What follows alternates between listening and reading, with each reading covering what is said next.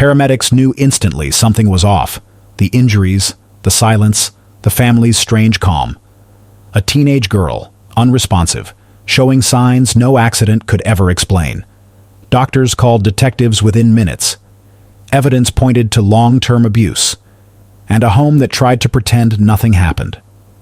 And when investigators followed the trail, they uncovered a truth so disturbing, it shattered the family's perfect image in a single night. The real story begins with one question. How did all of this happen right under their roof? Let's go back, way back, before the call, before the basement, before the girl. 5:30, we're north on the Alloway, 53rd Street, Marty Mercy inside.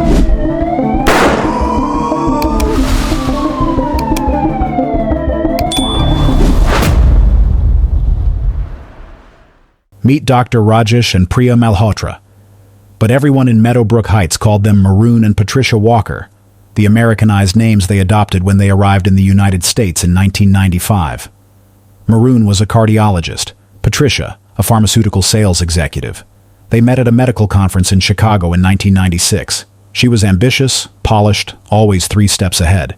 He was quiet, calculated, raised in a traditional household in Mumbai, where respect meant silence and obedience meant survival. They married in 1998, a lavish wedding that blended 2 cultures, 2 families, 2 sets of expectations. The pressure was immediate. When will you have children? In 2001, Patricia gave birth to twin boys, Jason and Jordan Walker. Identical, inseparable, adored. For Maroon and Patricia, the twins were proof. Proof they had made it. Proof their legacy would continue. Proof they had done everything right. But there was something missing. Something Patricia couldn't stop thinking about. A daughter. She had dreamed of a daughter since she was a girl herself. Someone to dress, to teach, to mold. Someone who would carry her values, her grace, her ambition. They tried for years. Fertility treatments, specialists, prayer, nothing. By 2015, Patricia was 43. Maroon was 46. The door was closing, and for Patricia that wasn't acceptable. So they pivoted. If they couldn't have a biological daughter, they'd find one. Do you think adoption driven by desperation is doomed from the start? Jason and Jordan Walker, born 3 minutes apart, treated like royalty their entire lives. Private school, travel soccer, SAT tutors, college funds at birth. But here's the thing about raising children without boundaries. They stop seeing other people as equals. They start seeing them as objects. Teachers described the twins as bright but dismissive. Coaches said they had talent but attitude problems. Neighbors noticed they never said please or thank you. Patricia dismissed it as confidence. Maroon ignored it entirely. When Jason was caught cheating on an exam in 10th grade, Patricia called the school, threatened legal action, and had the teacher reassigned. When Jordan shoved a teammate during practice and broke his nose, Maroon paid the family $15,000 to drop it quietly. There were no apologies, no consequences, no accountability. Just 2 boys learning one dangerous lesson. You can do whatever you want, as long as no one finds out. And in the fall of 2017, when their parents announced they were adopting a teenage girl, Jason and Jordan didn't see a sister. They saw an opportunity. Can children raised with wealth and no consequences ever learn empathy? Her name was Amara Bennett, born in Detroit in 2002 to a single mother struggling with addiction. By age 6, she was in the system. By age 9, she'd been through 4 foster homes. By age 15, she'd learned not to expect permanence. Caseworkers described her as resilient but guarded. Teachers said she was quiet but kind. She loved drawing, reading, and writing in journals no one ever read. In August 2017, Amara was placed in a group home in Michigan, her 7th placement in 9 years. She was 15 years old, almost aged out of the system, almost out of options. Then came the Walkers. Patricia had submitted her adoption application 6 months earlier. The process was meticulous. Background checks, home visits, interviews. They passed everything. On paper, they were ideal. In November 2017, Amara met Maroon and Patricia for the first time. Patricia brought flowers. Maroon smiled gently. They asked about her interests, her dreams, her favorite foods. For the first time in her life, Amara felt chosen. On December 14, 2017, the adoption was finalized. Amara Bennett became Amara Walker. She thought she'd finally found a family. She had no idea she'd just entered a nightmare. What responsibility do we have to follow up on adopted children? Before we continue with Amara's story, I need to ask something of you. If this case is affecting you, if it's making you think about the children in your community, in your family, in your neighborhood, then this documentary is doing exactly what it needs to do. Stories like Amara's don't just need to be heard, they need to be shared. Because awareness is the first step toward prevention. If you believe this story matters, hit that subscribe button. Share this with someone who works with children, who fosters, who teaches, who cares. Because the more people who understand how abuse hides in plain sight, the more children we can protect. Amara's story doesn't end here, and neither does our responsibility to learn from it. Let's continue. January 2018 marked Amara's first full month as a walker. On the surface, everything seemed normal. She had her own room, painted lavender at her request, and attended the same private school as Jason and Jordan, who were now juniors while she started as a sophomore. She joined the family for dinners, outings, and church on Sundays. But something was off. Patricia was warm in public, posting photos and calling Amara our blessing. But at home, she was distant, distracted, and rarely made eye contact. The mornings set the tone. Patricia would make elaborate breakfasts for Jason and Jordan, omelets, fresh fruit, smoothies. For Amara, there was cereal, a box left on the counter with no bowl and no spoon placed beside it. When Amara tried to join conversations at breakfast, Patricia would respond with one-word answers, then turn immediately to the twins, asking about their day, their plans, their needs. Maroon barely spoke to her. When he did, it was instructions. Set the table. Clean your room. Don't leave your things around. Never, good morning. Never, how was school? Never her name. At Meadowbrook Preparatory Academy, the school the twins attended, Amara thought things might be different. She imagined Jason and Jordan would introduce her to their friends, include her in their world, and help her navigate this new environment. She was wrong. The twins didn't acknowledge her at all. Not at school, not in the car, not at home. On her first day, Amara waited by the car, hoping to walk into school with them. Jason and Jordan got out, walked right past her, and disappeared into the building without looking back. In the cafeteria, she saw them laughing with their friends at a crowded table. She approached once, tray in hand, hoping for an invitation to sit. Jordan looked at her, then looked away. Jason didn't even look up. The message was clear. You're not one of us. At first, Amara thought she needed to earn it, earn their affection, earn her place. So she tried harder. She cooked meals, did extra chores, and stayed quiet. She started waking up early to make breakfast for everyone. Maroon would eat in silence, reading medical journals. Patricia would take a few bites, check her phone, and leave. Jason and Jordan would walk in, look at the food, and order delivery instead. Amara would stand there, watching the eggs she'd made grow cold, the toast grow hard, the effort evaporate into nothing. She reorganized the living room, folded everyone's laundry, and cleaned bathrooms no one asked her to clean. Patricia noticed once. "You don't have to do all this," she said, her tone flat and unreadable. Amara smiled. "I want to help." Patricia nodded and walked away. No thank you, no acknowledgement, no warmth. Amara wrote in her journal that night, "Maybe I'm not doing enough. Maybe I need to try harder. Maybe then they'll see me." But the twins weren't ignoring her because they didn't know her. They were ignoring her because they were waiting to see how far they could go. It started small, accidentally, bumping into her in the hallway, hiding her homework, eating her food from the fridge. By February 2018, Amara came home from school to find her backpack emptied onto her bed, papers scattered, pens broken, and her journal open. She knew immediately it was them. The twins were the only ones home during the day when she had stayed late for a school club meeting. When she mentioned it to Patricia, the response was always the same. Boys will be boys. They're just teasing. You're being too sensitive. Amara tried again. Mom, she said, testing the word, hoping it might soften Patricia's response. They went through my things. My private things. Patricia sighed, eyes still on her laptop. Amara, you're overreacting. They probably didn't even notice it was yours. It was in my room. Then keep your door closed. But Amara had kept her door closed. They'd opened it anyway. The next incident came a week later.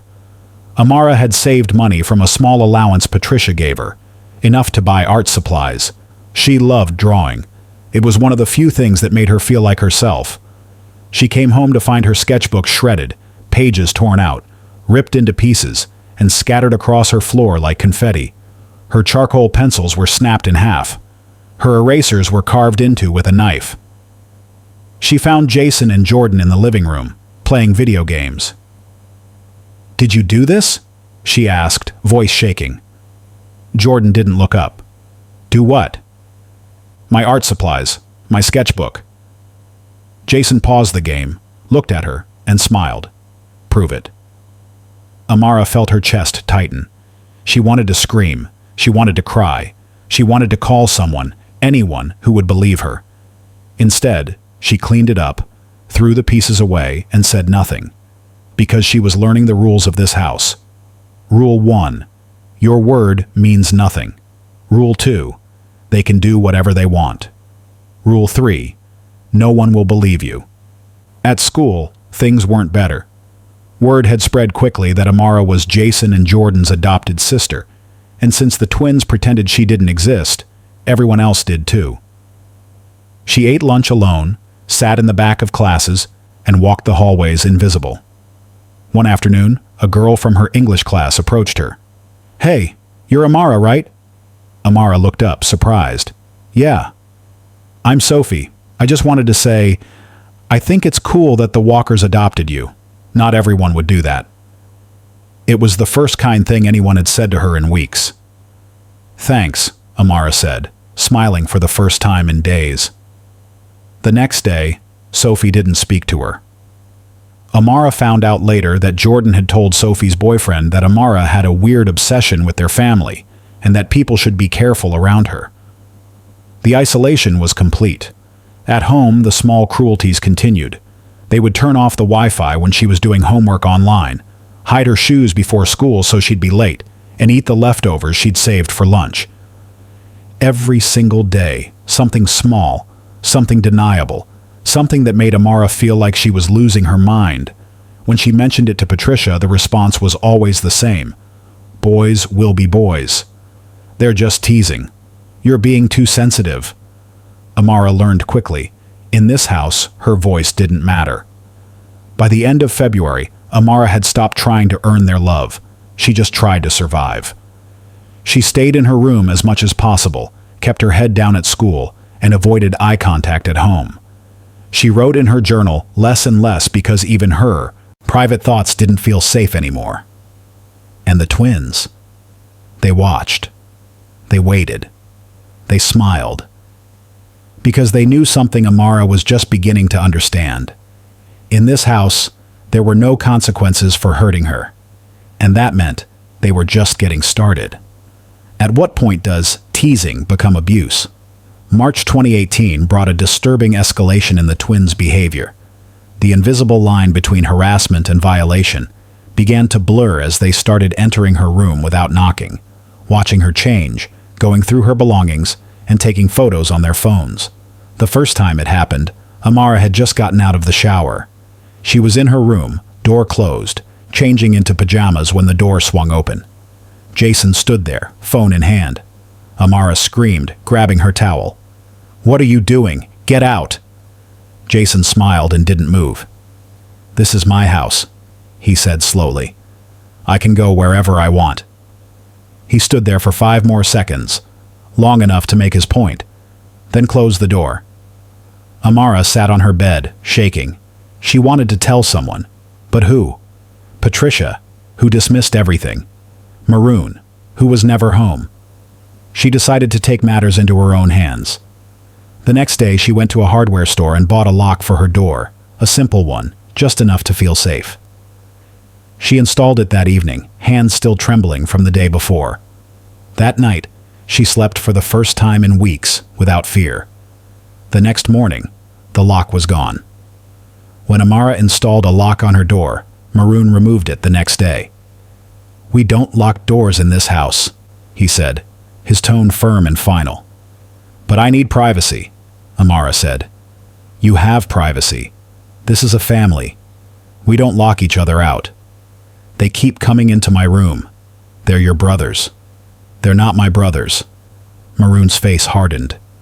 "We took you in. We gave you a home. The least you can do is be grateful." Amara felt the words like a slap. Grateful. As if enduring this was the price of having a roof over her head. Patricia said nothing. She was standing right there in the kitchen, watching the entire exchange, and she said nothing. That night, Jason came into her room again. This time, he didn't just stand in the doorway. He walked in and sat on her bed. "You tried to lock us out," he said, voice low. "I just wanted privacy." "You don't get privacy. You get what we give you." Jordan appeared in the doorway, leaned against the frame, and crossed his arms. "You should be nicer to us, Amara," Jordan said. "We're the only family you've got." They left after that, but the message was clear.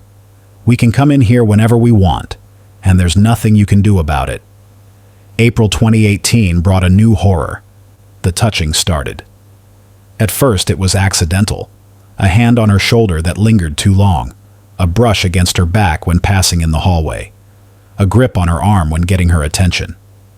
Amara tried to pull away, but they'd laugh, act confused, and make her feel like she was overreacting.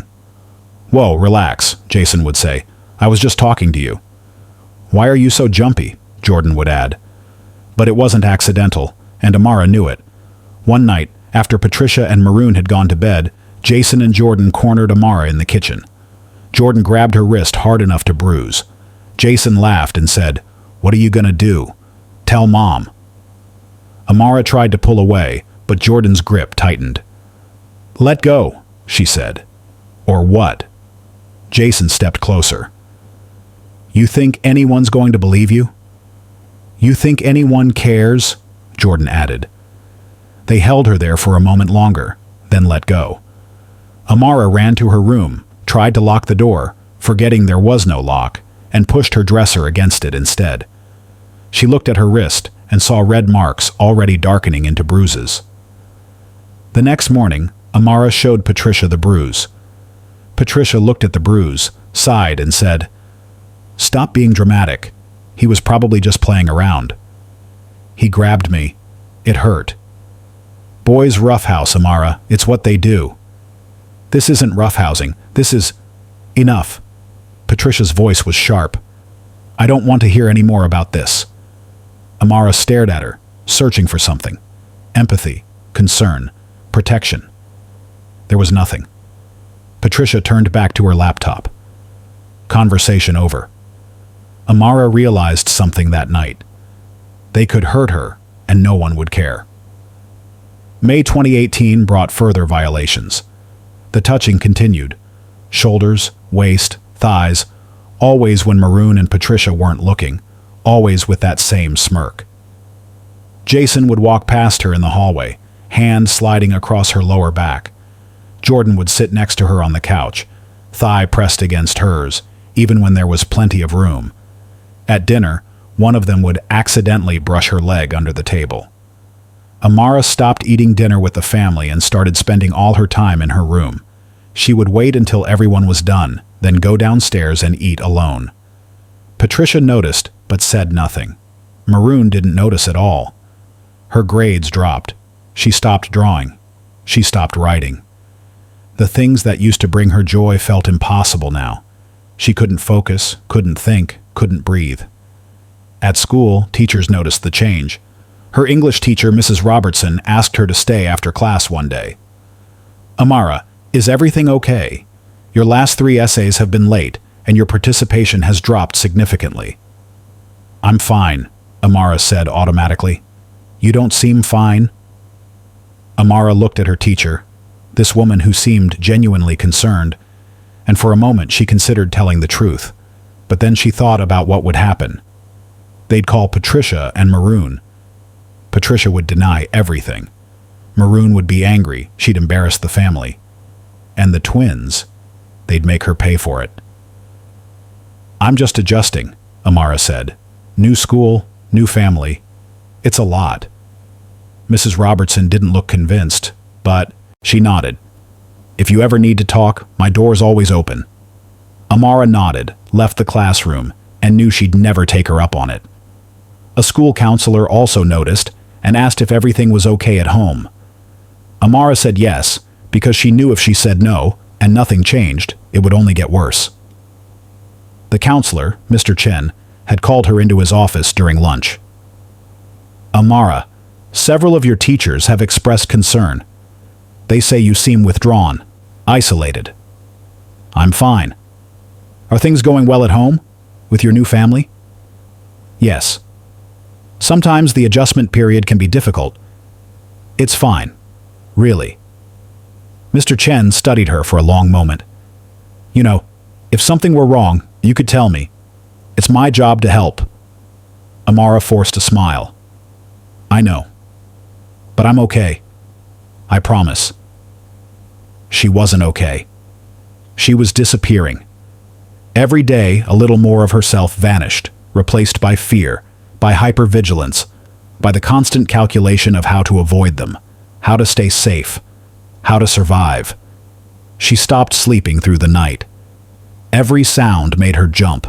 Every footstep in the hallway made her hold her breath. She started keeping a chair against her door at night. It wouldn't stop them if they really wanted to come in, but at least it would make noise. At least she'd have a warning. By the end of May, Amara had lost 12 pounds. Her clothes hung loose. Dark circles shadowed her eyes. And still, no one asked the right questions. No one pushed past her rehearsed answers. No one saved her. Why do victims of abuse protect their abusers? Maroon Walker was not a stupid man. He was a cardiologist who diagnosed life-threatening conditions daily and noticed details others missed. At work, he was known for his precision, his ability to read an EKG and spot anomalies other doctors missed, his talent for listening to a patient's heart and hearing what wasn't being said. He saved lives because he paid attention. But at home, he saw nothing. Or maybe that's not quite right. Maybe he saw and chose not to act. June 2018 brought one of many moments when Maroon could have intervened. He walked past Amara's room one evening and heard muffled crying. He paused, then kept walking. He had just come home from a 14-hour shift and was exhausted.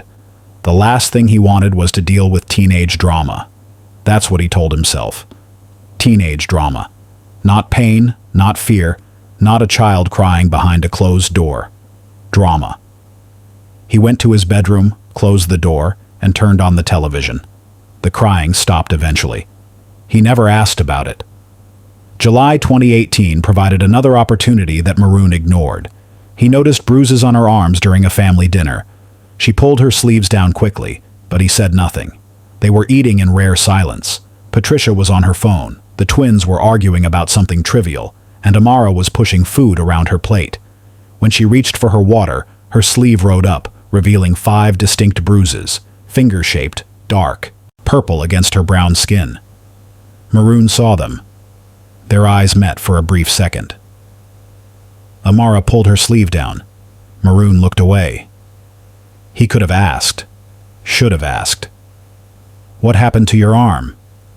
3 words. That's all it would have taken. But he didn't want to know the answer because knowing meant responsibility. Knowing meant action. Knowing meant shattering the illusion that his family was fine. So he said nothing. Amara finished dinner in silence, excused herself, and went to her room. Maroon convinced himself it was nothing. Kids got bruises. It was normal. But it wasn't normal, and he knew it. August 2018 brought yet another incident that Maroon witnessed and ignored. He overheard Jordan making a crude comment about Amara's body, cleared his throat, and left the room. It happened on a Saturday afternoon while Maroon was in his home office reviewing patient files. His door was slightly ajar. Jordan and Jason were in the hallway, voices low but audible. "Did you see what she was wearing today?" Jordan said. "Yeah, she's finally filling out," Jason replied, followed by laughter. "I wonder if she knows what she's doing." "She knows." More laughter. Maroon felt his stomach turn. He should have stood up, walked into that hallway, confronted his sons, and demanded they respect their sister. Instead, he cleared his throat loudly. The conversation stopped. Footsteps retreated. Maroon closed his office door and turned up his music, pretending he hadn't heard. But he had heard, and his inaction was an answer. It told his sons, "You can say those things, you can think those things. I won't stop you." Maroon wasn't protecting his sons. He was protecting himself from the discomfort of confrontation, from the shame of admitting his family wasn't perfect, from the responsibility of doing something. His entire life had been built on control, on order, on maintaining a carefully constructed image. He came from a traditional Indian family where reputation was everything, where family honor was sacred, where you didn't air your problems to outsiders. When he married Patricia, they had made an unspoken agreement. They would build the perfect American life with perfect careers, a perfect home, and perfect children. Adoption had already been a crack in that perfection, an admission that something hadn't gone according to plan. But they'd spun it into something noble, something generous, something that made them look good. Now, acknowledging that his sons were hurting their adopted sister, that wasn't just a crack. That was demolition. In his mind, if he didn't acknowledge it, it wasn't happening. He had built his entire adult life on this principle. Problems ignored were problems that didn't exist. Patricia's cold distance from Amara, not his concern. The twins' cruelty, boys being boys. Amara's visible deterioration, teenage angst. He created a narrative for every red flag and convinced himself it was truth. One evening in late August, Patricia confronted him. "Do you ever talk to Amara?" she asked. "When necessary," Maroon replied, not looking up from his medical journal. "She barely eats dinner with us anymore. She's a teenager. They're moody. She's your daughter." "She's fine, Patricia." Patricia stared at him. "Is she?" For a moment, Maroon felt something, a flicker of awareness, of guilt, of recognition. But he pushed it down. "Yes, she's fine. We gave her a home. She should be grateful." Patricia didn't respond. She left the room. And Maroon returned to his journal, satisfied that the conversation was over. But silence isn't neutrality. Silence is permission. Every time Maroon walked past Amara's room and didn't knock, every time he noticed something wrong and didn't ask, every time he heard his sons and didn't intervene, he was making a choice. He was choosing his comfort over her safety, his reputation over her protection, his denial over her truth. And in this house, Maroon's silence was killing Amara. By September 2018, nearly a year after Amara's adoption, the home had become unrecognizable from the happy family photos Patricia posted online. Behind closed doors, Amara was disappearing, and Maroon watched it happen. He told himself he was busy. He told himself he was tired. He told himself it wasn't his fault. But deep down, in a place he refused to examine, he knew. He knew his sons were dangerous.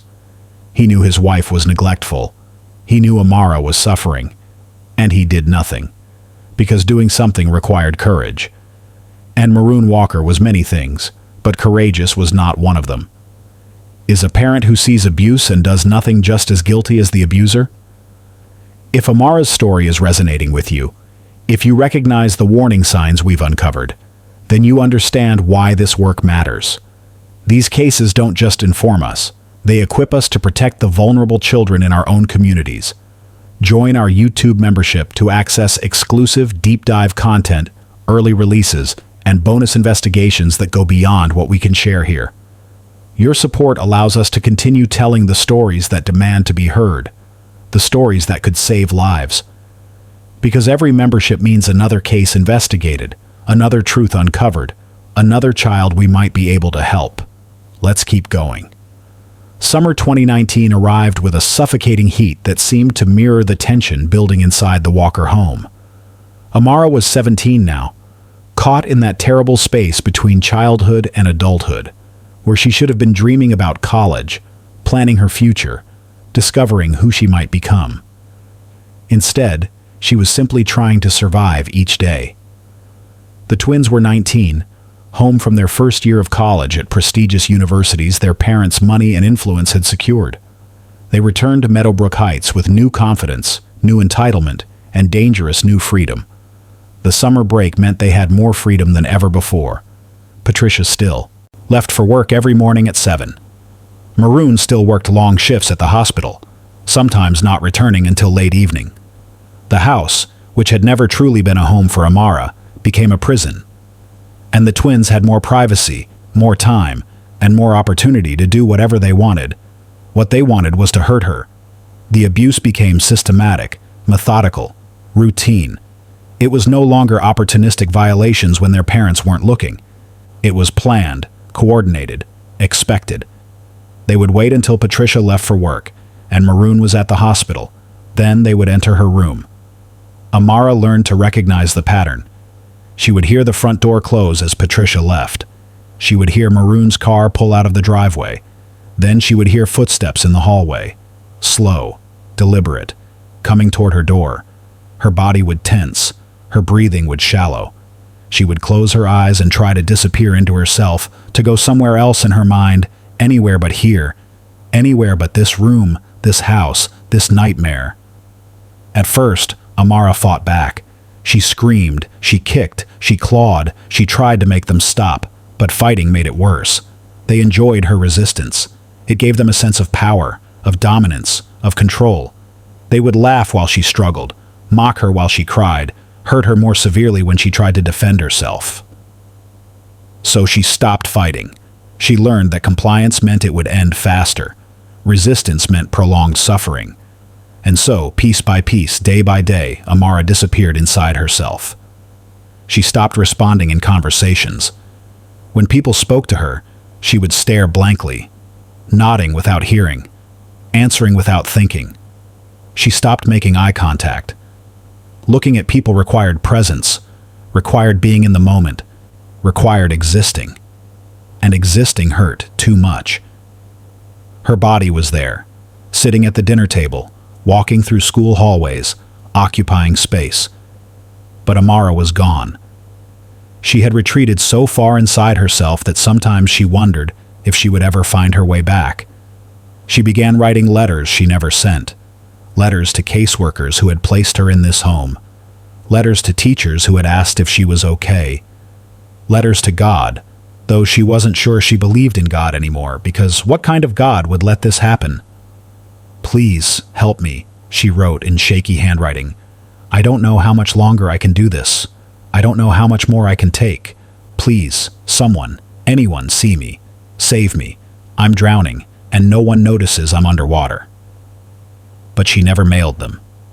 She would write the letters, fold them carefully, and hide them in the back of her closet behind boxes of things she no longer used. Because deep down, she believed what Patricia had told her over and over again. No one would believe her. No one would care. She was lucky to even have a home. She should be grateful. She should be quiet. She should accept what was happening as the price of not being alone. And so she endured, day after day, week after week, waiting for something to change, knowing nothing would. By late August, Amara had stopped eating regularly. Food made her nauseous. Her stomach was constantly tight with anxiety. She had lost more weight, 20 pounds now since the previous winter. Her ribs were visible through her shirts. Her face was gaunt. Her eyes were hollow. She looked like someone wasting away from illness. And in a sense, she was. She was dying slowly, and everyone around her was too blind, too selfish, or too cowardly to notice. The twins grew bolder as summer progressed. They stopped bothering to wait until late morning. Sometimes they would come to her room at dawn, waking her from the few hours of restless sleep she managed. They stopped pretending their actions were anything other than what they were. They didn't make excuses or offer justifications. They simply took what they wanted, when they wanted it, because they knew no one would stop them. And Amara? She simply endured, because what else could she do? What breaks a person's will to ask for help? September 16th, 2019. A Monday night that would end a life and destroy whatever remained of the Walker family's carefully constructed image. The calendar on the kitchen wall marked it as just another ordinary day. But there was nothing ordinary about what would happen in that house before the sun rose again. Patricia was at a pharmaceutical conference in Atlanta, networking and schmoozing with colleagues, posting photos on social media about innovation and progress, while her adopted daughter fought for her life back home. Maroon was working a late shift at the hospital, saving other people's children while abandoning his own. Amara was alone with Jason and Jordan. She knew the moment Patricia left that morning that something terrible was coming. The twins had been watching her all weekend with a particular intensity that made her skin crawl. They had been drinking, something they did more frequently now that they were in college, and alcohol made them meaner, more aggressive, more willing to cross lines. When Maroon left for the hospital around 7 that evening, Amara locked herself in her room. She pushed her dresser against the door. She turned off all the lights. She sat in the corner, knees pulled to her chest, and prayed they would leave her alone. They didn't. What happened that night is still difficult to fully comprehend, not because the facts are unclear, but because the brutality is almost incomprehensible. The medical examiner's report would later detail injuries so severe that seasoned investigators wept reading it. The twins assaulted Amara for hours, from approximately 8 o'clock in the evening until nearly 11. She begged them to stop. She screamed until her voice gave out. She cried until there were no tears left. She fought until her body had no strength remaining. But in that house, at that moment, there was no one to hear her. The neighbors were too far away, the walls too thick, the neighborhood too quiet and respectable for anyone to imagine that horror was unfolding behind those pristine white walls. The home that had promised safety had become the site of unspeakable violence. And Amara, who had survived so much in her short life, who had endured foster care and abandonment and instability, was finally broken by the people who had promised to protect her. By 11 o'clock that night, Amara was unconscious. Her body had shut down, unable to withstand the trauma any longer. The human body has limits, thresholds beyond which it simply cannot continue functioning. Amara had reached hers. She lay on the basement floor where the twins had dragged her, bleeding, broken, barely breathing. Her pulse was weak and thready. Her skin was cold. She was dying, and she probably knew it in whatever corner of consciousness remained. Jason and Jordan panicked, not because they cared, not because they felt remorse, not because they suddenly recognized the humanity of the girl they had just destroyed. They panicked because they realized this time there would be consequences. Before, they had been careful. They had left bruises that could be hidden, caused pain that could be dismissed, inflicted trauma that Amara was too afraid to report. But this was different. This couldn't be explained away. This couldn't be ignored. This was evidence of something monstrous. They called Maroon. The hospital paged him around 11:30. "It's an emergency," Jason said, his voice tight with fear. "You need to come home now." Maroon asked what happened. "Just come home," Jordan said. "Now." Maroon left the hospital immediately, breaking speed limits to get back to Meadowbrook Heights, his mind racing through possibilities. An accident? A robbery? He never imagined the truth. He never let himself imagine what his sons were capable of. He arrived home at 11:45. The house was dark except for the basement light. He found Jason and Jordan upstairs in the kitchen, pacing, agitated, arguing in harsh whispers. "Where's Amara?" he asked. "Basement," Jason said. "Something happened." "What happened?" "Just go look." Maroon went down to the basement. What he found there should have sent him immediately to the phone to call 911. Amara was lying on the floor, unconscious, her clothing torn, her body covered in injuries that made clear exactly what had happened. Blood pooled beneath her. Her breathing was shallow and irregular. She was dying.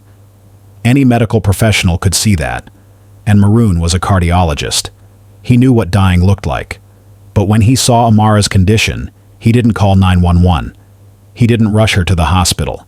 He didn't do any of the things a doctor, a father, a decent human being should do when confronted with a dying child.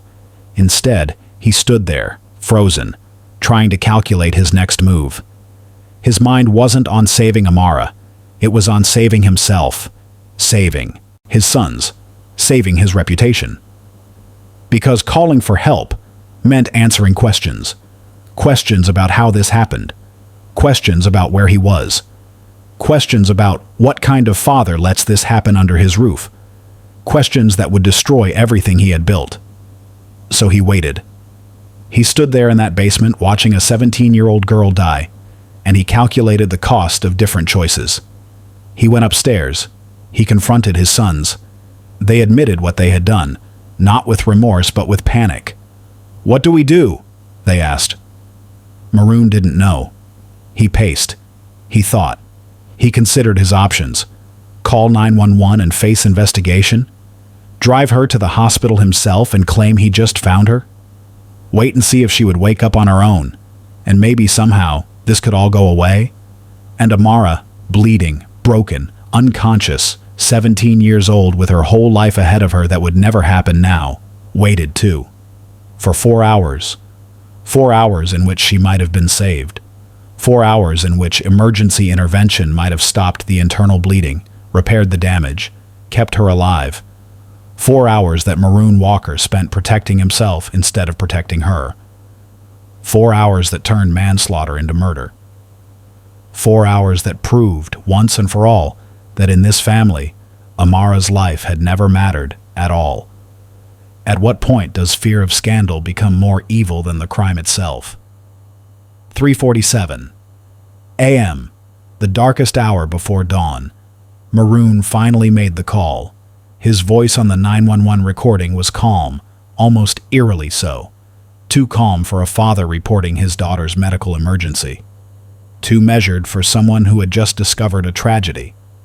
The dispatcher would later testify that she found his demeanor strange, his affect flat, his urgency absent.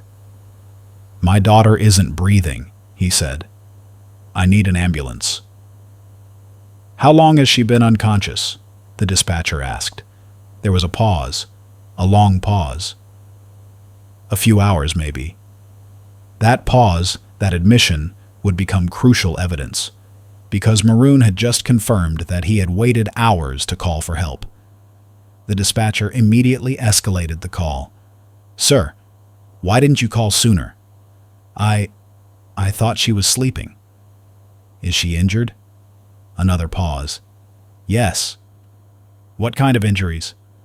"I don't know. Just send someone, please." The recording captured the moment when Maroon realized he had said too much. The moment when his carefully constructed story started to unravel. The moment when he understood that this couldn't be hidden. Paramedics arrived at 3:59 a.m. They found Amara in the basement, cold, stiff, lifeless. The rigor mortis had already begun. The lividity patterns indicated she had been lying in that position for hours. One paramedic, Marcus Chen, a 20-year veteran who had seen countless deaths, would later testify, "I've seen a lot in 20 years. Car accidents, shootings, overdoses, suicides. But this was different. This was prolonged suffering. This was torture. You could see it in her body, in her injuries, in the way she had died. This girl didn't die quickly. She died slowly, in pain, alone. They attempted resuscitation despite knowing it was futile. CPR, defibrillation, epinephrine, advanced cardiac life support protocols. They worked on her for 15 minutes, going through the motions, following procedure, knowing she was already gone. They did it because that's what protocols required.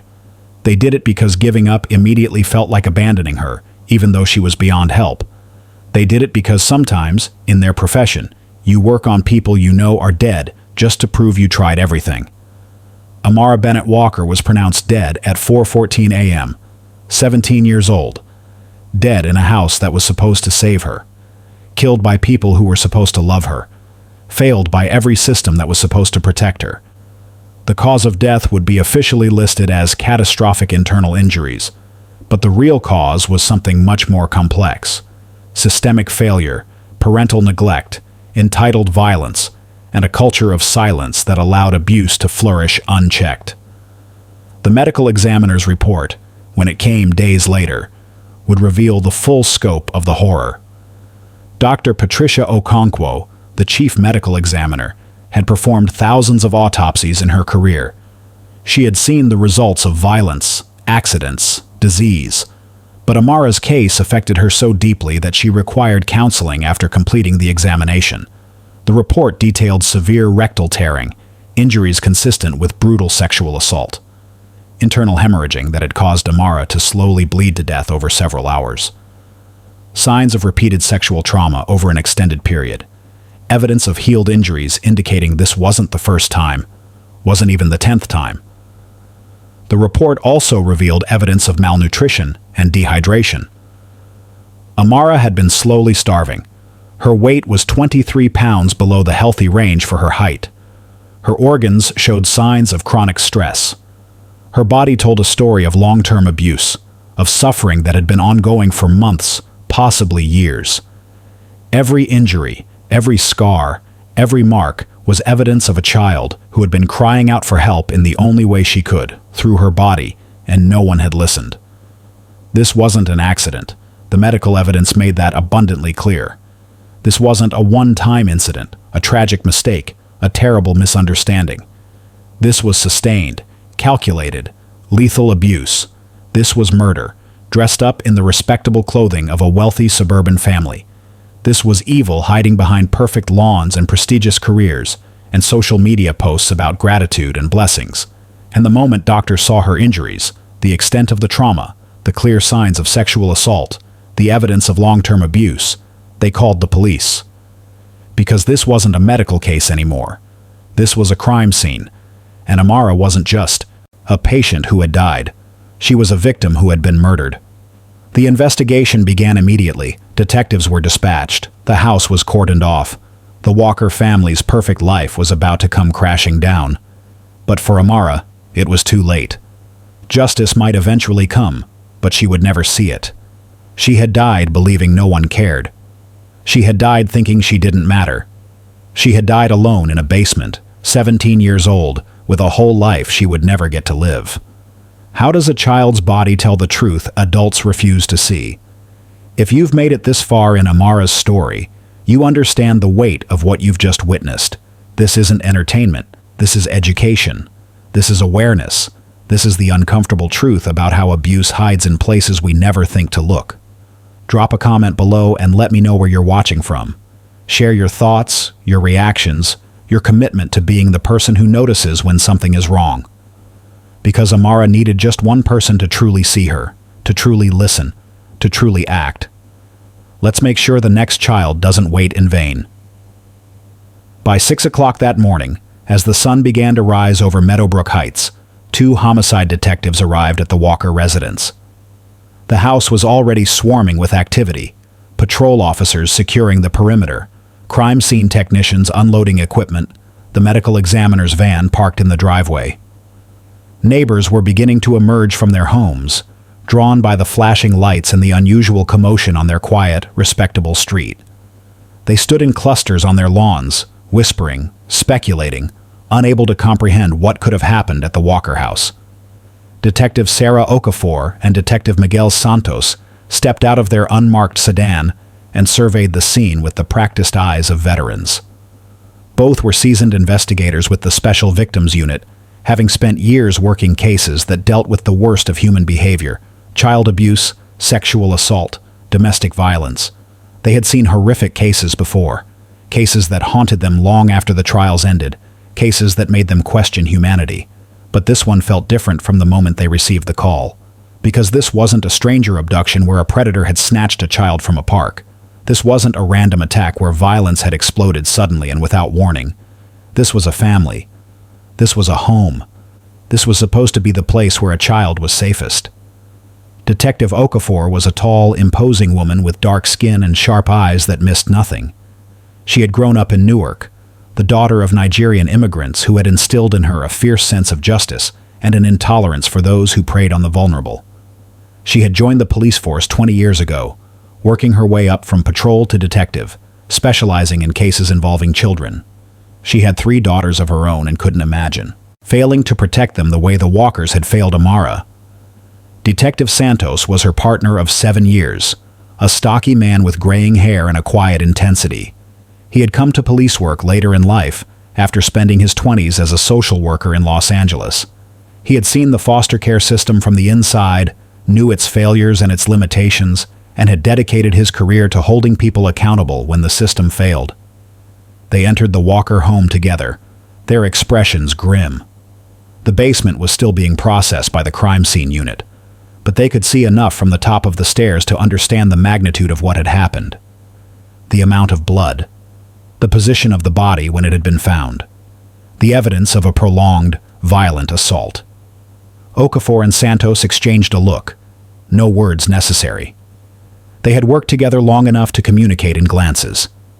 This was going to be bad. This was going to be one of those cases that stayed with them. Maroon Walker was sitting in the living room flanked by 2 patrol officers. He looked exhausted, his expensive suit rumpled, his face ashen. But there was something else in his expression. Not grief, not shock, but calculation. He was thinking, planning, trying to construct a narrative. The detectives had seen that look before. It was the look of someone who knew they were in trouble and was trying to figure out how to minimize the damage. Santos sat down across from Maroon, while Okafor remained standing, her arms crossed, her gaze steady and unblinking. Maroon's story was full of holes from the very beginning. He claimed Amara had fallen down the stairs earlier that evening, that he had found her injured, but hadn't realized how serious her condition was. Santos asked which stairs. Maroon hesitated, then gestured vaguely toward the basement. "The basement stairs," he said. Okafor walked to the basement door and examined the entrance. The stairs were carpeted with a sturdy handrail.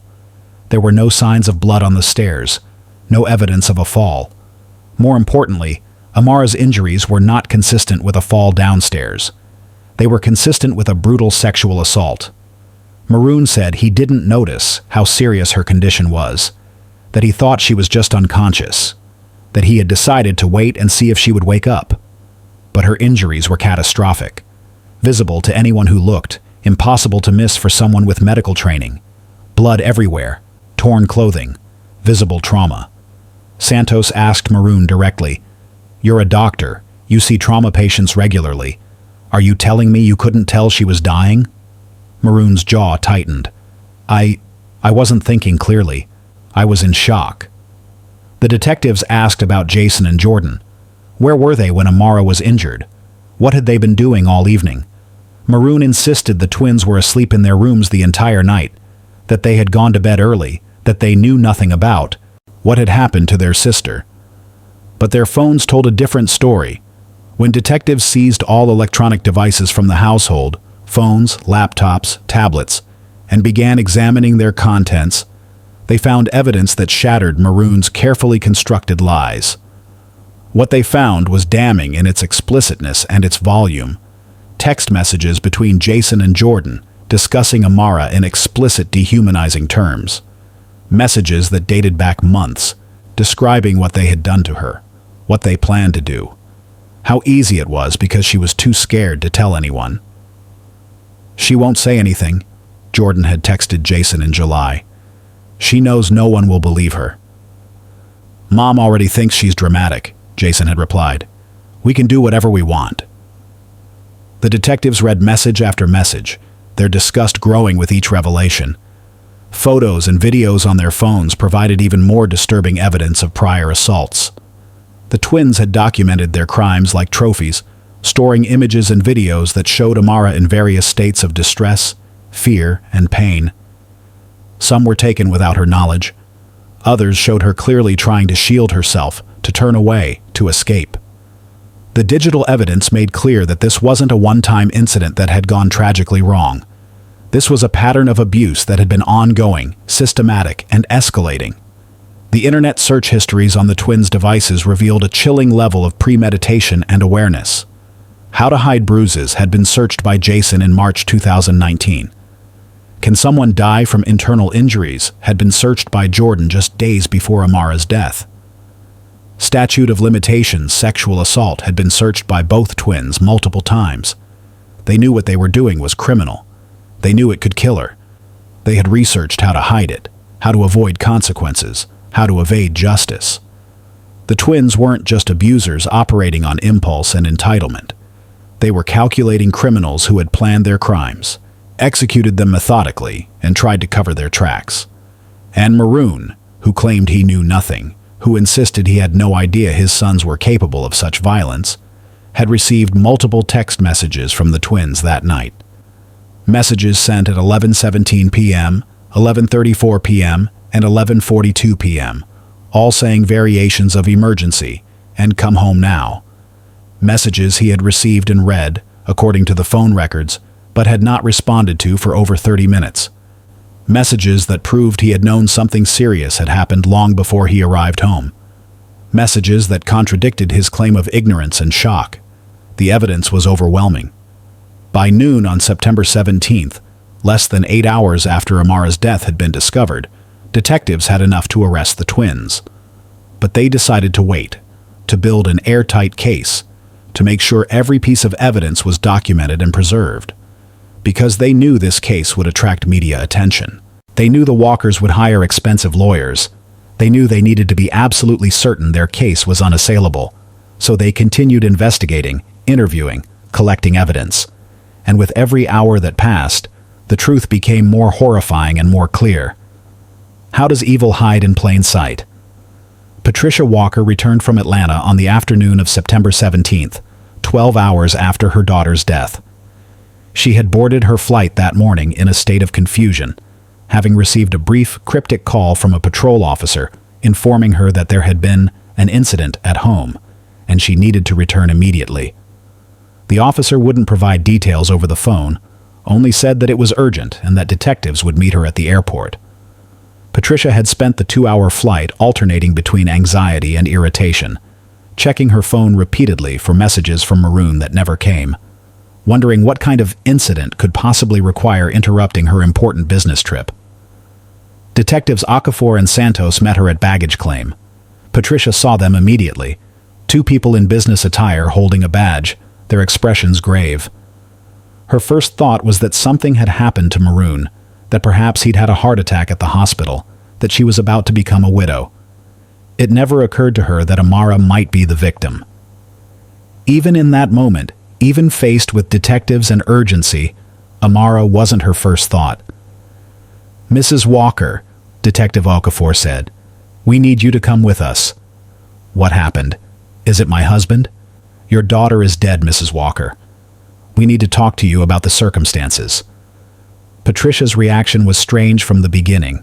Not grief, not shock, not the immediate collapse that detectives usually saw when a parent learned of a child's death. Instead, there was confusion, then anger, then defensiveness. "There must be some mistake," she said, her voice sharp and irritated rather than devastated. "My sons would never—" She stopped, realizing what she had said. The detectives hadn't mentioned her sons. They had only said her daughter was dead. But Patricia had immediately connected the two facts. "Never what, Mrs. Walker?" Santos asked quietly. "What do you think your sons did?" Patricia backtracked quickly, her corporate executive training kicking in, the same skills she used to deflect difficult questions in boardroom meetings now deployed to deflect questions about her dead daughter. "I don't know what I'm saying. I'm in shock. This doesn't make sense. What happened to Amara?" The detectives took her to a private interview room at the airport police station. They sat her down and began explaining what they knew. They didn't show her the crime scene photos. Not yet. They simply explained that Amara had died from catastrophic internal injuries consistent with sexual assault, that she had been dead for several hours before anyone called for help, that her death was being investigated as a homicide. Patricia's response was telling in its defensiveness. That girl was always dramatic, she said, her first instinct not to mourn, but to criticize. She probably exaggerated some roughhousing with the boys, and now you're making it into something it's not. Detective Okafor felt her jaw tighten. This woman's adopted daughter was dead, brutally murdered, and her reaction was to blame the victim and defend her sons. Mrs. Walker, Okafor said, her voice carefully controlled. Your daughter didn't exaggerate anything. She's dead. The medical examiner has confirmed she was sexually assaulted, and that her injuries were so severe she bled to death internally. This isn't drama. This is murder. The detectives showed her the evidence, hoping to break through her denial. The medical examiner's report with its clinical descriptions of horrific injuries. The text messages between her sons, explicit and incriminating. The photos on their phones that documented a pattern of abuse. Patricia looked at each piece of evidence, her expression hardening rather than softening. When they finished, expecting tears or horror or some sign of maternal grief, Patricia's response was chilling. She was probably asking for attention, she said. Amara was always trying to get attention. Maybe she led them on. Maybe she wanted this, and it just went too far. Even in death, Amara was blamed by the woman who had adopted her, who had claimed to rescue her, who had posted photos online calling her our blessing. The detectives exchanged a glance of shared disgust. In all their years of investigating crimes against children, they had encountered many types of perpetrators and enablers. But there was something particularly chilling about a mother who could look at evidence of her daughter's brutal murder and find a way to blame the victim. Patricia wasn't just in denial. She was actively choosing not to see the truth, because accepting it would mean accepting her own guilt, her own failure, her own complicity in Amara's death. But investigators kept digging, and what they found next made Patricia's culpability even more clear. They had already seized the family's phones and computers. Now they began examining Patricia's specifically, looking for communications with Amara. They found text messages between Patricia and Amara, messages that dated back over a year, messages where Amara had tried multiple times to report the twins' behavior. In March 2018, Amara had texted, "Mom, Jason and Jordan keep coming into my room. Can you please talk to them?" Patricia's response, "Stop exaggerating. They're your brothers."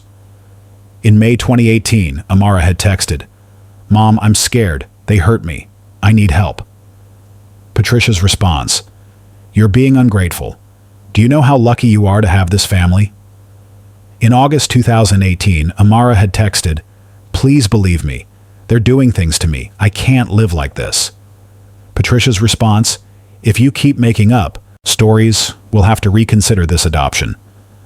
Do you want to go back to foster care?" The messages painted a devastating picture of a child desperately trying to reach out to her adoptive mother and being systematically dismissed, blamed, and threatened. Patricia had known. Maybe not the full extent of the abuse, maybe not every detail of what her sons were doing, but she had known something was wrong.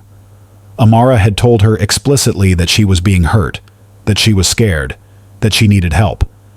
And Patricia had chosen not to believe her, not to investigate, not to protect her.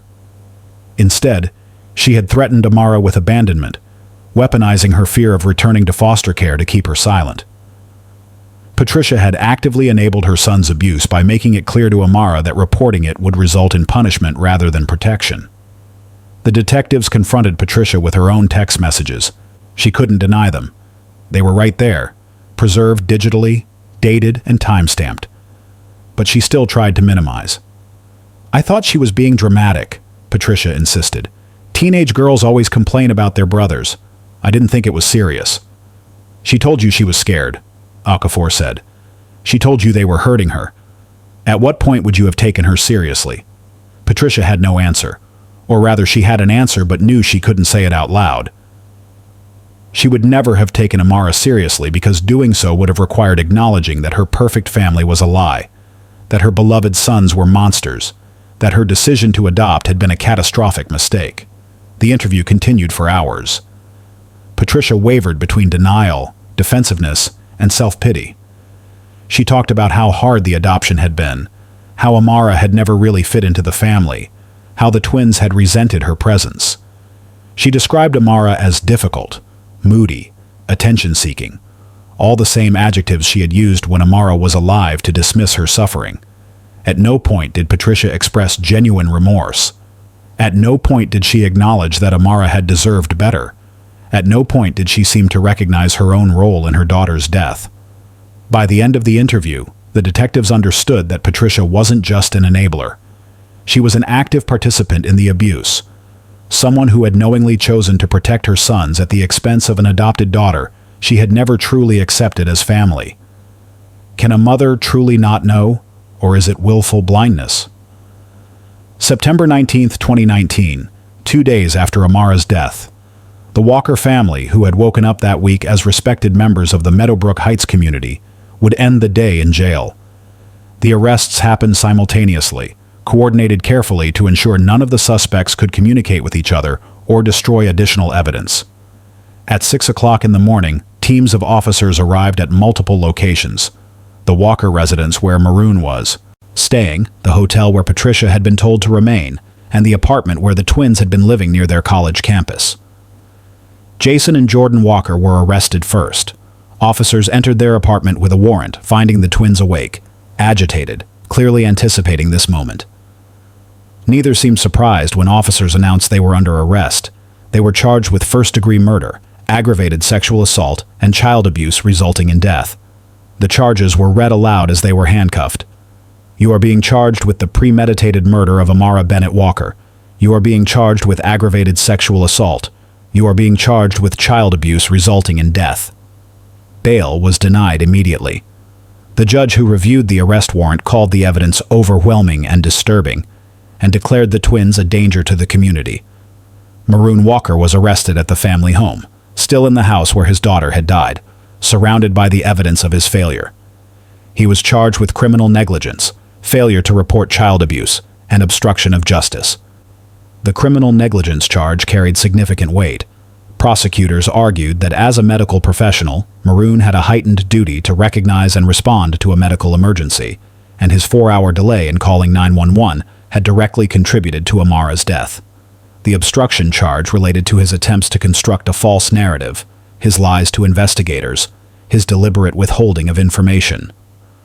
Patricia Walker was arrested at her hotel, already packed and ready to leave, perhaps hoping she could somehow escape the consequences of what had happened. She was charged with accessory after the fact, failure to report child abuse, and child endangerment. The accessory charge stemmed from evidence that she had helped her sons cover up prior instances of abuse. The failure to report charge was based on the text messages showing Amara had explicitly told Patricia she was being hurt. The child endangerment charge reflected Patricia's broader failure to protect a child in her custody from known dangers. The community was in shock. By noon, news vans had descended on Meadowbrook Heights, their cameras trained on the Walker house with its perfect lawn and its dark secret. Neighbors gave interviews expressing disbelief. "They seemed like such a nice family," one said. "They were always so involved in the community," another added. "I never would have guessed something like this was happening." But that was exactly the problem. No one had guessed because no one had looked closely enough to see. How could this happen? How could a child be brutally abused and murdered in a wealthy suburb where everyone knew each other, where houses were close together, where the community prided itself on looking out for one another? The answer was uncomfortable, but unavoidable. It happened because people chose not to see. It happened because suspicions were dismissed as paranoia. It happened because the Walkers' wealth and respectability provided a shield that made abuse seem impossible. But the truth was, people had seen. The evidence that emerged in the following days made that devastatingly clear.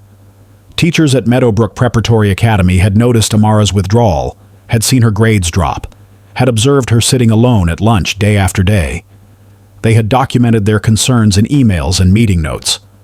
But when they raised these concerns with administrators, they were told not to overstep, not to make accusations about a prominent family without proof. The school counselor, Mr. Chen, had filed 3 separate reports expressing worry about Amara's well-being. All 3 had been filed away without action. Neighbors had seen troubling signs too. Mrs. Henderson, who lived next door, had seen Amara sitting alone in the backyard on multiple occasions, looking thin and sad. She had thought about saying something but had talked herself out of it. "I didn't want to intrude," she told detectives. "It wasn't my business." Mr. Patel, who lived across the street, had seen Amara with bruises on her arms during the summer. He had wondered, but hadn't asked. "I assumed she was clumsy," he said. "I never imagined." But he hadn't imagined because imagining would have required action, and action was uncomfortable. A school counselor had asked if everything was okay at home, and Amara had said yes because she had been trained by Patricia's threats and the twins' violence to say nothing. But Mr. Chen knew something was wrong. He had offered to talk, had left his door open, had tried to create a safe space. But he hadn't pushed past Amara's denials. He hadn't called Child Protective Services. He hadn't insisted on a home visit. He had accepted her answer because accepting it was easier than pushing for the truth. The investigation revealed a cascade of missed opportunities and failed interventions. In January 2019, a teacher had noticed Amara's dramatic weight loss and had mentioned it to the school nurse. The nurse had sent home a letter suggesting Amara see a doctor. Patricia had never taken her. In April 2019, a neighbor had heard what sounded like screaming from the Walker house late at night. She had considered calling the police but had decided it was probably just teenagers being dramatic. In July 2019, a mandatory reporter training had been held at the school, emphasizing the importance of reporting suspected abuse. Multiple teachers who had concerns about Amara had attended that training. None of them had filed a report, but no one had pushed hard enough. No one had insisted on answers. No one had saved her. And now it was too late. The arrests brought a measure of justice, but justice couldn't bring Amara back. Justice couldn't undo the months of suffering she had endured. Justice couldn't erase the fact that she had died alone, scared, believing no one cared enough to help her. The Walkers would face trial. They would eventually face punishment. But for Amara, none of it mattered anymore. She was gone, and the community that had failed her would now have to reckon with how they had allowed it to happen. How many red flags do we ignore before we're complicit? The investigation into Amara's death revealed something we all need to confront. Evil doesn't just exist in the actions of perpetrators. It exists in the silence of witnesses. It exists in the comfort of turning away. It exists in the decision to mind our own business when a child is crying out for help. If this case has opened your eyes to the warning signs of abuse, if it's made you more committed to speaking up when something feels wrong, then Amara's story is doing exactly what it needs to do. Subscribe to this channel and turn on notifications so you never miss a case that could equip you to recognize danger before it's too late. Share this video with teachers, counselors, neighbors, parents, anyone who might be in a position to save the next Amara. Let's continue. April 2020. 7 months after Amara's death, the trial of Jason and Jordan Walker finally began. The country was in the grip of a pandemic that had shut down courts across the nation, but this case was deemed too urgent, too important, too heinous to delay any further. The courthouse in downtown Newark had implemented strict safety protocols, masks, social distancing, limited gallery seating, but nothing could diminish the weight of what was about to unfold. The media had been covering the case relentlessly since the arrests, and public interest was intense. Every morning of the trial, protesters gathered outside the courthouse, some holding signs demanding justice for Amara, others carrying photos of her smiling face, images from her childhood, before the Walkers, before the nightmare. The prosecution was led by Assistant District Attorney Monica Richardson, a formidable trial lawyer with a reputation for taking on difficult cases involving crimes against children. She was a black woman in her late 40s who had grown up in foster care herself and had dedicated her career to seeking justice for the most vulnerable. Standing before the jury during her opening statement, Richardson painted a picture of systematic torture disguised as family life. She described how Amara had been adopted not out of love but out of vanity, how she had entered a home that looked perfect from the outside but was rotting from within, how she had been failed by every person who should have protected her. The jury, 8 women and 4 men, racially diverse, ranging in age from 25 to 67, listened with expressions that shifted from attention to horror as Richardson detailed what they would hear over the coming weeks. The prosecution's case was overwhelming in its thoroughness and its brutality. Forensic evidence that documented every injury on Amara's body, digital evidence that showed premeditation, coordination, and a complete lack of remorse. Medical testimony that explained in clinical detail how Amara had died and how much she had suffered before death finally came. Witness testimony from teachers, neighbors, and social workers who had seen signs of abuse but hadn't acted. And perhaps most damning of all, Amara's own words, her journals, her text messages, her desperate attempts to tell someone, anyone, that she was being destroyed. The medical examiner, Dr. Patricia Okonkwo, took the stand on the 3rd day of the trial. She was a small woman with silver hair and kind eyes, someone who had spent 3 decades examining the dead and speaking for those who could no longer speak for themselves. But even with all her experience, even with all the horrors she had witnessed, Amara's case had affected her deeply. As she settled into the witness chair and was sworn in, there was a visible heaviness in her shoulders, a weariness that went beyond physical exhaustion. Richardson approached her with respect, knowing that what she was about to ask this woman to describe would be difficult for everyone in the courtroom to hear. Dr. Okonkwo described injuries so severe that the courtroom fell silent. She used medical terminology: laceration, hemorrhage, contusion, fracture. But she also translated those terms into plain language so the jury would understand exactly what had been done to Amara. She explained that the internal tearing was consistent with violent, repeated sexual assault. She described how Amara had bled internally for hours, how her organs had been damaged, how her body had tried desperately to heal itself from previous injuries, even as new ones were inflicted. She testified that in her 30 years as a coroner, examining thousands of bodies, she had never seen trauma this extensive in a living environment. "This was not an accident," she said, her voice steady but filled with quiet outrage. "This was not a single incident that went wrong. This was torture. This was sustained, deliberate, systematic torture of a child."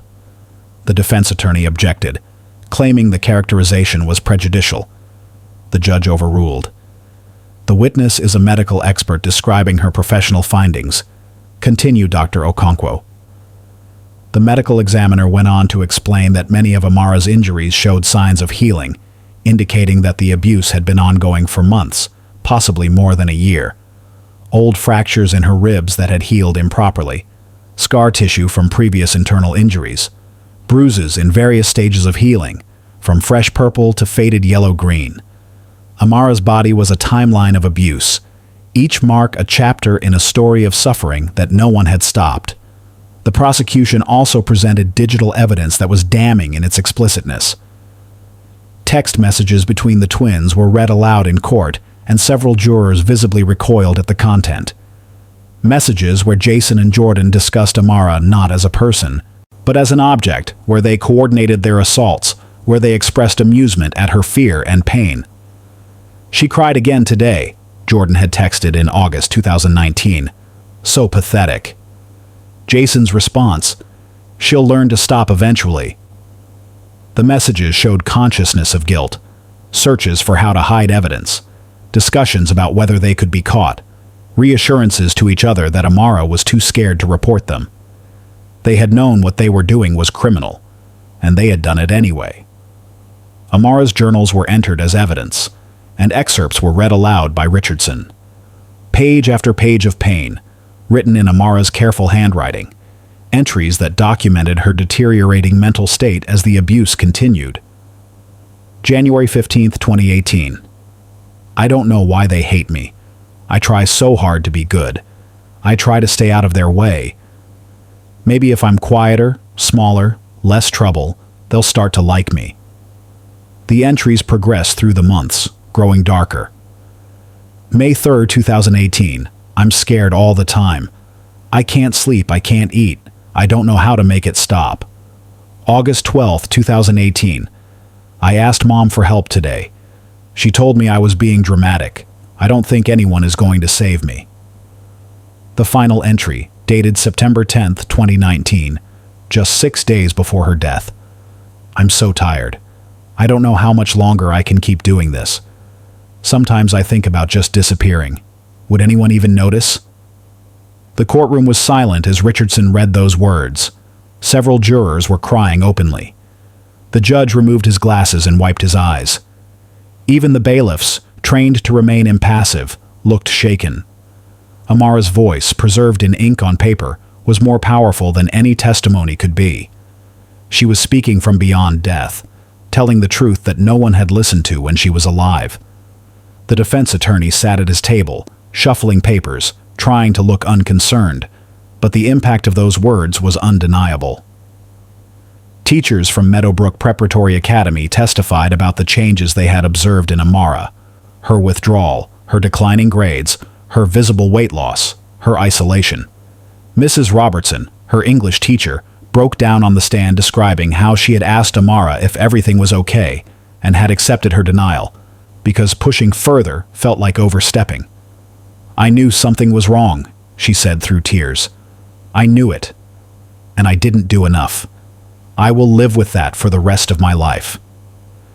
Her testimony highlighted the tragedy of missed opportunities, the moments when intervention might have saved Amara if only someone had been brave enough to act. The defense tried to argue consent, claiming that Amara had been a willing participant in sexual activity with the twins, that she had pursued them, that any injuries were the result of rough but consensual encounters. It was a despicable strategy, one that sought to blame a dead child for her own murder, and the judge shut it down immediately. "Counselor," Judge Margaret Thornton said, her voice sharp with barely controlled anger, "this victim was a minor. She was under your client's guardianship. She was living in their home under their power and control. There is no consent here, only exploitation. If you continue this line of argument, I will hold you in contempt. Am I clear?" The defense attorney nodded, chastened, and pivoted to a different strategy. The prosecution rested after 2 weeks of testimony. They had presented 97 pieces of evidence, called 23 witnesses, and built a case that seemed impossible to refute. The twins sat at the defense table throughout, their expressions blank, showing no emotion as witness after witness described their crimes. They wore expensive suits provided by their parents' money, their hair neatly cut, their appearance carefully managed to present them as respectable young men who couldn't possibly be capable of such evil. But the evidence told a different story. The evidence showed exactly who they were, entitled cruel, calculating predators who had tortured and killed a defenseless child. The defense's case lasted 3 days. They called character witnesses, teachers from the twins' childhood, coaches who had worked with them, family friends who insisted Jason and Jordan were good boys who couldn't have done these things. But under cross-examination, many of these witnesses admitted they hadn't actually spent much time with the twins in recent years, that their testimony was based on outdated impressions rather than current knowledge. The defense also tried to argue that Amara had been troubled, that she had a history of behavioral problems in foster care, that she had made false accusations before. But Richardson demolished this narrative by presenting records from all of Amara's previous placements. She had never made accusations of abuse before. She had been described consistently as quiet, compliant, eager to please. The defense's attempt to smear her character only made the twins look more guilty. The jury deliberated for 6 hours. In that time, the families waited. Amara's former foster mother, who had traveled from Michigan to attend the trial, sitting in the gallery with tears streaming down her face. The Walkers' extended family, Patricia's sister and Maroon's brother, sitting on the opposite side of the courtroom, still defending their relatives, still insisting this was all a terrible misunderstanding. The media camped outside, broadcasting live updates. The protesters remained, their signs held high, their voices unified in demanding justice.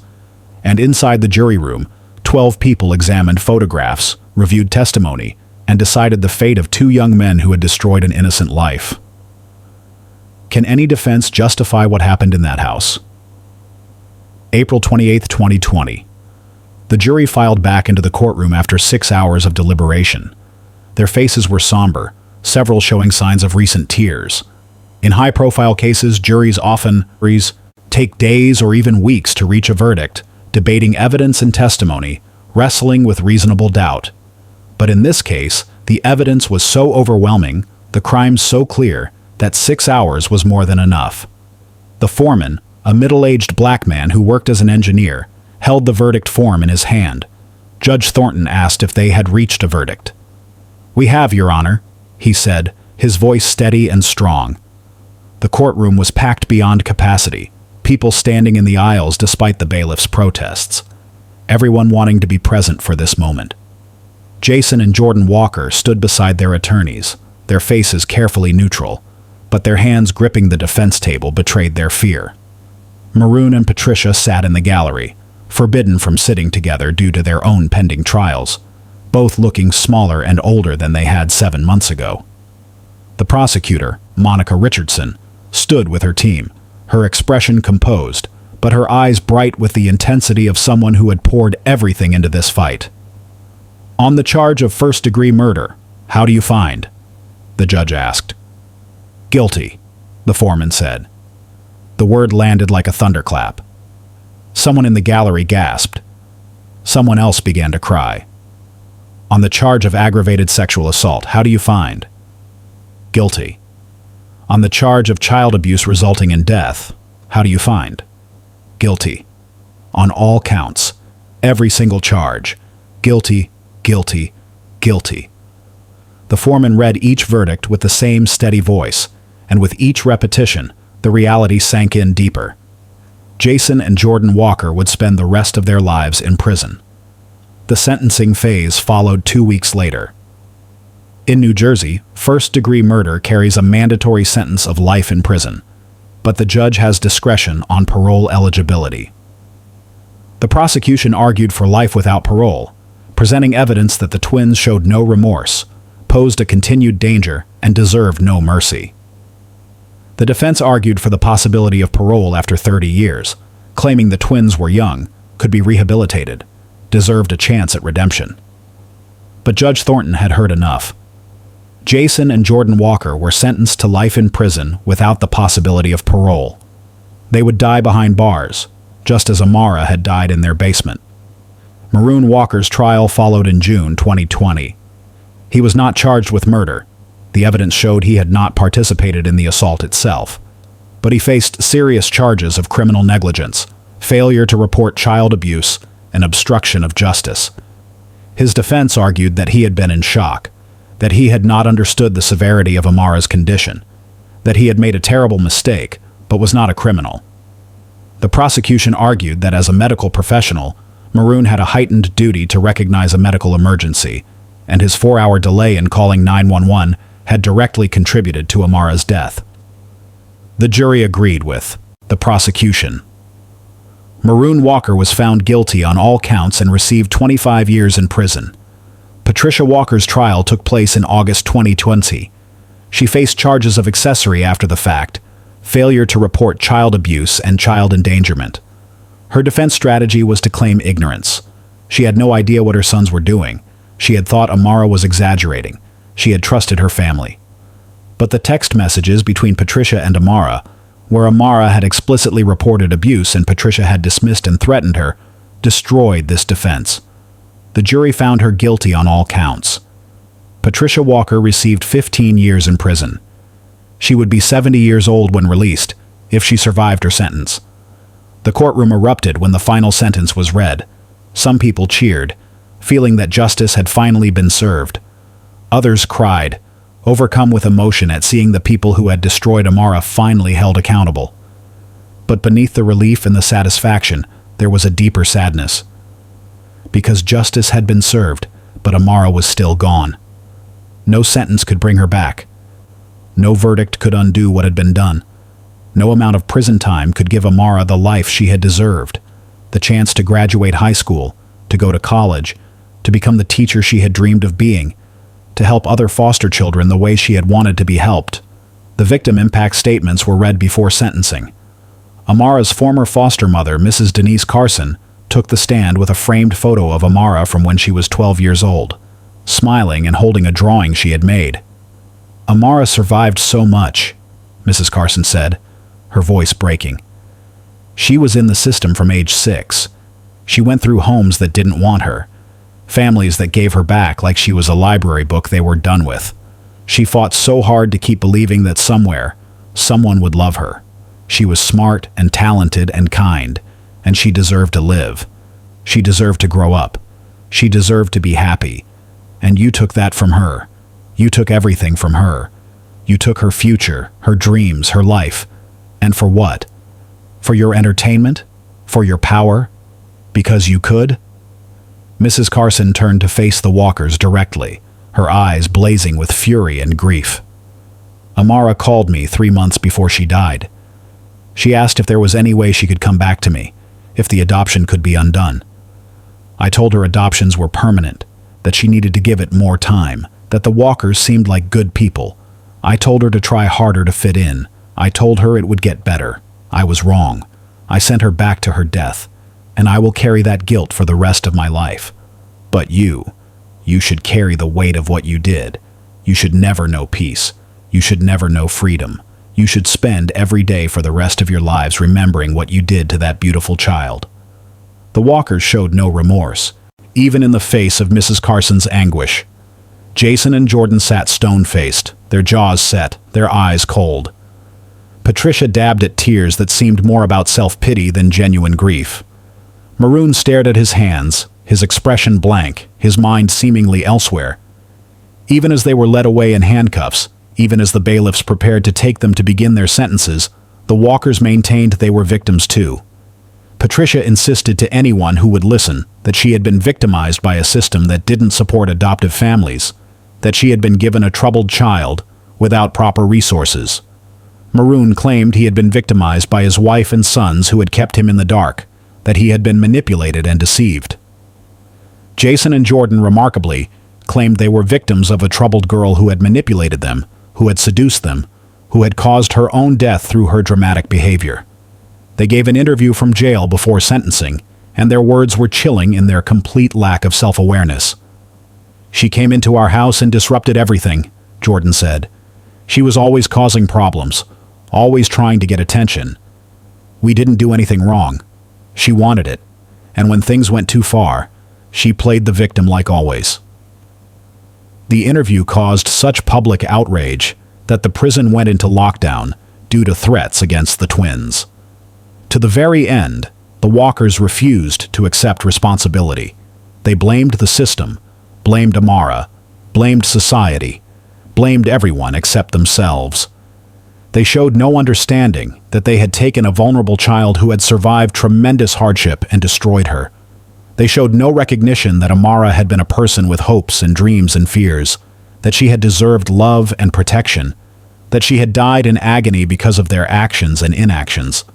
Their complete lack of remorse made clear that the sentences they received were just. These were not people who had made a tragic mistake. These were people who had chosen, again and again, to hurt a child who couldn't defend herself. As the trials concluded and the Walkers were transferred to their respective prisons, the community of Meadowbrook Heights was left to reckon with what had happened in their midst. How had this occurred in their safe, respectable suburb? How had no one noticed?